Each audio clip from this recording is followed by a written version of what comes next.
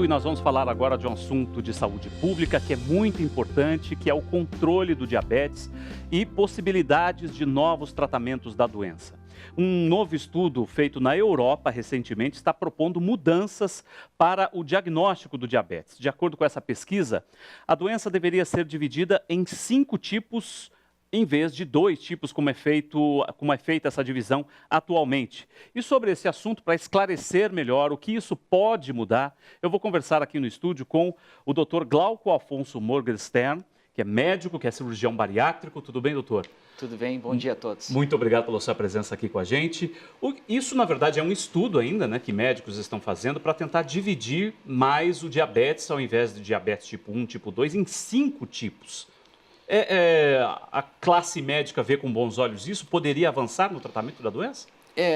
Existe acredita-se que hoje, do jeito que é a classificação do diabetes em tipo 1 e tipo 2, né, onde a tipo 1 ocorre mais em pessoas bem jovens, crianças, né, e o tipo 2 é em pessoas, nos adultos, acredita-se que uma classificação mais detalhada do diabetes em 5 tipos, como proposto, poderia direcionar melhor o tratamento, tanto o diagnóstico, a prevenção e o tratamento. Com isso, teria uma otimização dos resultados do tratamento para o diabetes. Né? Então, esse aqui é o principal objetivo, é tentar, você classificando melhor o diabetes, você consegue tratar melhor a doença. Focar, inclusive, mais a questão de medicamentos e tudo mais para cada tipo, né? Para cada perfil de pessoa. Perfeito. É mais ou menos nesse sentido. Porque o nome é o mesmo, né? O diabetes, o que você pensa? Eu tenho açúcar no sangue, tenho aumento da glicemia, mas na verdade existem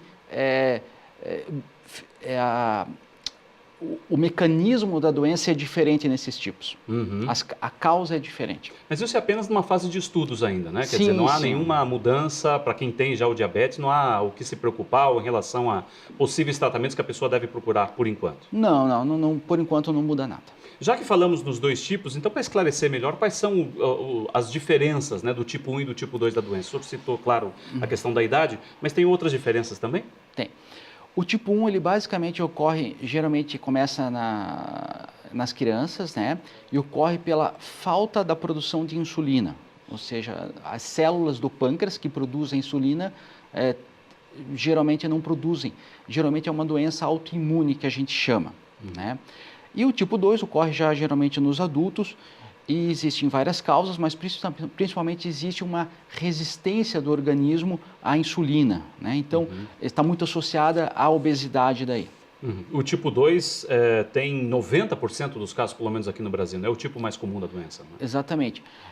Hoje em dia, 10% é do tipo 1, né? Que é o tipo mais grave, ainda bem que a incidência é menor, porque necessariamente o tipo 1 precisa usar insulina.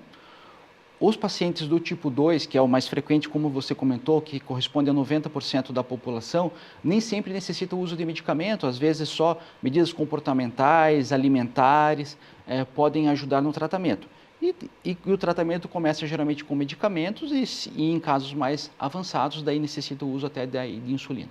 O senhor citou a questão da incidência do diabetes em crianças. Isso tem virado uma preocupação muito grande ultimamente, né? Quer dizer, os hábitos alimentares, especialmente na fase da infância, são preponderantes ou podem ser hábitos que podem incidir numa doença como essa, né? Ou podem, de certa forma, provocar, né, uma doença mais grave numa criança. Né? O que a gente tem percebido é assim, que cada vez mais com a mudança do perfil dos pais, hoje em dia, geralmente o pai e a mãe, os dois trabalham, é mais raro aquela figura da mãe que fica em casa, que cuida da alimentação, as crianças acabam tendo uma alimentação mais inadequada, e isso desde pequeno. Então, começam a ingerir mais doces, mais, digamos aí, os fast foods. Então, isso tudo vem a provocar uma alteração na alimentação desde pequena, e essa alteração vai permanecendo durante a vida. Como a gente estava falando do diabetes, a obesidade vem aumentando infantil num índice muito maior atualmente. Isso tudo decorre da nossa má alimentação. Eu quero convidar o doutor, inclusive, a assistir com a gente uma reportagem agora sobre a questão da cirurgia metabólica, né, que pouca gente conhece. Reconhecida pelo Conselho Federal de Medicina, a cirurgia metabólica ou a cirurgia do diabetes pode ajudar quem sofre do tipo 2 da doença, como a gente citou, o tipo mais comum. Ela é indicada para quem não está mais respondendo ao tratamento com medicamentos. Veja na reportagem daqui a pouco. pouco a gente vai, claro, esclarecer melhor esse assunto, mas você acompanha um pouco na reportagem agora. Eva descobriu a diabetes 1 ano e meio atrás. Desde então, travou uma luta contra a doença. Eu andava muito cansada, porque a diabetes é muito silenciosa. Você não chega a passar mal por alguns motivos, você acorda cansado e dorme cansado. Parece assim que você trabalhou muitas horas em sequência. A qualidade de vida é péssima, você não tem noção e você continua a se alimentar errado. Então, assim, é horrível mesmo você não ter qualidade de vida. O tipo de diabetes que ela tem é o mais comum entre os brasileiros, o tipo 2. Há alguns meses ficou sabendo de uma cirurgia que ajuda a controlar o avanço da doença. Por indicação do médico e decisão dela, resolveu fazer. Hoje faz exatamente 54 dias que a Eva fez a cirurgia e os resultados já têm aparecido. Entre os principais, não precisar mais aplicar insulina e ter reduzido consideravelmente a quantidade de remédios. Essa é uma grande conquista, né, Eva? Sim, com certeza. Eu acho que a qualidade de vida que você adquire depois desses 54 dias, como você falou, é muito importante. Eu não aplico mais insulina. Dos 17 comprimidos que eu tomava, eu estou com apenas 3 e mais as vitaminas também para repor.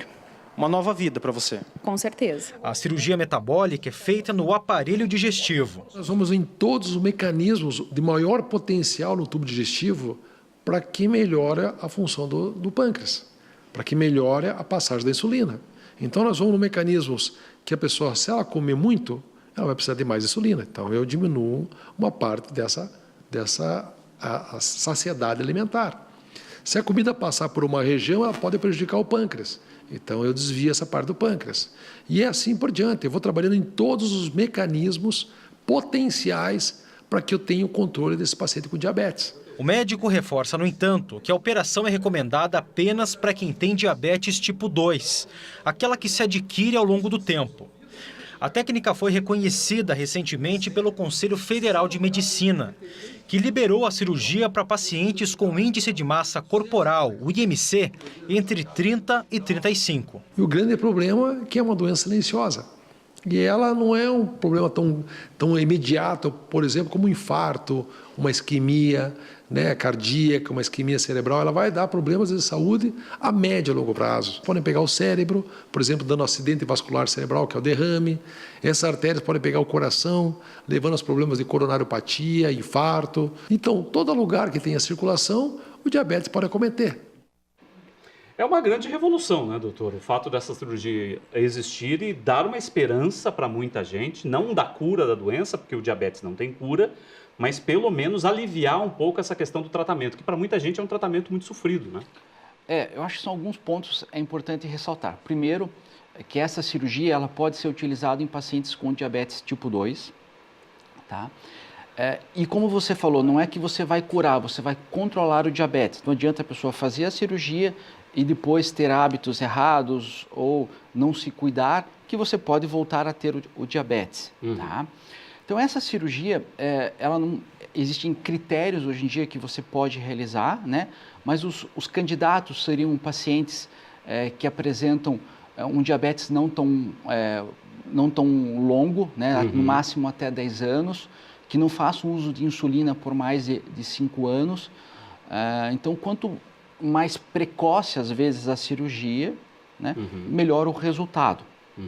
Então, existiu uma nova normativa do Conselho Federal de Medicina liberando a cirurgia nesses pacientes entre IMC 30 e 35, que seria uma obesidade grau 1, né?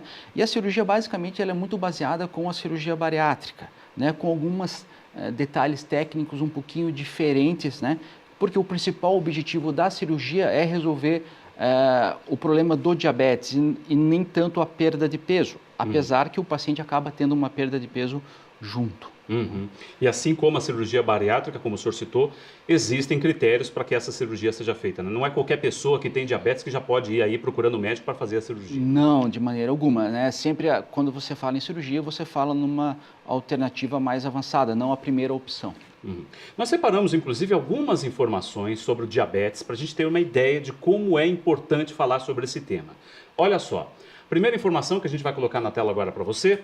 Atualmente, há 422 milhões de pessoas com diabetes no mundo, cerca de 6% da população. E isso corresponde, inclusive, à média brasileira, né? que são os dados da Organização Mundial da Saúde. E também tem outra informação que a gente já pode colocar para o doutor comentar aqui. No Brasil, 90% dos casos são do tipo 2, causado pela crescente resistência do corpo à insulina. Eu gostaria que o senhor comentasse sobre isso, sobre essa resistência. O que acontece? À medida que a pessoa, o tipo 2, que é o tipo mais frequente hoje, que é hoje em dia em torno aí de 6, 7% são do sexo feminino e 3, 4% são do sexo masculino, ela é mais frequente no sexo feminino. O diabetes tipo 2, o mecanismo dele ocorre muitas vezes por uma resistência periférica à insulina. O que acontece? As pessoas vão ganhando peso, né? Então tem um pouco de relação com a obesidade com isso, e o organismo desenvolve uma resistência à insulina. Ele produz a insulina, né? Que é responsável por baixar a glicemia no sangue, mas existe uma resistência disso no organismo. Então, por isso que muitas vezes a atividade física, a perda de peso, acaba contribuindo para a melhora do diabetes. Certo. Outra informação que a gente tem que esclarecer, né, é em relação a boatos que envolvem o diabetes. É incrível como a gente vive num tempo em que a internet serve para muita coisa, mas também muitas vezes acaba prestando um desserviço, né? Especialmente nessa área de saúde, que numa área tão delicada como essa área do diabetes, né? Que pouca gente, inclusive, vai atrás do tratamento adequado, nem sabe às vezes que tem a doença. Mas eu queria que o doutor comentasse sobre um texto que circula pelas redes sociais dizendo que existe uma vacina contra a diabetes, que já foi anunciada oficialmente. Tem outro texto dizendo que existe uma terapia capaz de curar a doença. E isso já está disponível, já está sendo espalhado pelo mundo inteiro. O mundo inteiro está comemorando a notícia e nada disso é verdade, não é? Não, a gente tem que tomar muito cuidado com a internet. Você tem que saber filtrar as informações corretas digamos assim, das notícias falsas que existem. Então, sempre que você for pesquisar sobre uma doença na internet, tentar entrar em sites que sejam relacionados às sociedades brasileiras, né, do diabetes, a sociedade de endocrinologia, que você vai ter informações filtradas, verídicas, que vão te ajudar até, às vezes, a você conduzir melhor a doença. Às vezes, também, na internet, a gente busca alguma notícia que seja milagrosa. Existe uma vacina, pronto, resolvi o meu problema. Infelizmente, não existe ainda uma cura por diabetes. O que existe é um tratamento e, principalmente, a prevenção. Falando sobre isso, doutor, o diagnóstico precoce é muito importante, como o senhor citou, mas quais são existem sinais de que a pessoa pode estar com diabetes ou ela é 100% silenciosa na maioria dos casos? Às vezes é difícil você fazer o diagnóstico do diabetes, porque muitas vezes esses sintomas são sintomas muito vagos, né? Então, um cansaço, a pessoa às vezes emagrece rápido, às vezes ocorre aumento do apetite, muitas vezes aumento da frequência do número de vezes para ir no banheiro para urinar, muita sede. Então, a diabetes, muitas vezes você acaba fazendo um diagnóstico tardio. Apesar de que o diagnóstico de diabetes é relativamente simples, porque com um simples exame de sangue você pode fazer esse diagnóstico, né? Então, ficar atento a esses sintomas. E desde cedo, em qualquer idade, a pessoa pode fazer um exame para identificar a doença? Não existe uma idade, a partir de tal idade, que a pessoa já tem que se preocupar? Hoje em dia, né, quando você fala nas crianças, isso vai depender muito do pediatra, dele desconfiar que possa ter um diabetes do tipo 1.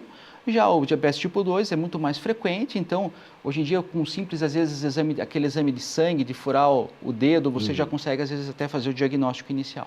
E a gente, quando citou na questão infantil, os pais têm que ficar alertas em relação à colocação do doce na vida da criança, né? Isso é um fator importante que precisa ser falado, inclusive porque passamos a Páscoa agora, a criançada está cheia de chocolate em casa, e esse banquete de doces que ela tem à sua disposição pode ser um problema, quer dizer, tudo tem o seu limite, não é? Com certeza, o acesso da criança, às vezes, ao doce hoje é muito fácil, né? Então, ela tem, muitas vezes, o doce no mercado, ela consegue pegar, ela já escolhe, em casa ela já dá preferência ao doce. Então, você tem que tentar, desde cedo, tentar educar a criança, educar, digamos assim, do ponto de vista alimentar, a deixar o doce mais de lado e deixar em situações mais ocasionais, não com uma frequência tão grande. Perguntas que muitas vezes as pessoas fazem. Existe hereditariedade no diabetes? Existe uma tendência, tá? Mas não necessariamente quer dizer que se o teu pai teve, você vai ter diabetes. Mas existe uma tendência, sim. Então, e também não tem uma questão de etnia mais preponderante, raça? Existem algumas alterações que podem ocorrer conforme a raça ser mais frequente. Ah, é? Isso é importante a pessoa ficar alerta. Entre homens e mulheres, a divisão é mais ou menos igual? Não, as mulheres são um pouco mais frequentes que os homens, tá? Então, hoje nós temos aí a incidência em mulheres aí de 7% e de homem em média 5%, mais ou menos isso. Tá certo. Doutor, então, muito obrigado pela sua participação aqui com a gente agradece. Acho que ficou dado o recado aí de que é importante a pessoa procurar a prevenção, né? Antes de sentir qualquer tipo de problema, né? Com certeza, acho que a pessoa achando que está o diabetes, hoje o diagnóstico é muito simples. Também tem o lado bom que hoje em dia os exames são feitos com mais frequência, os check-ups, tanto cardiológicos, exames de sangue, então você consegue às vezes também ter o diagnóstico mais precoce para assim que você tiver o diagnóstico começar o tratamento e evitar as consequências do diabetes. Tá certo. Doutor, muito obrigado. Conversamos aqui no estúdio com o Dr. Glauco Afonso Morgenstern, que é médico, cirurgião bariátrico, mas que também tem esclarecido aí sobre essa questão do diabetes. Muito obrigado mais uma vez, doutor.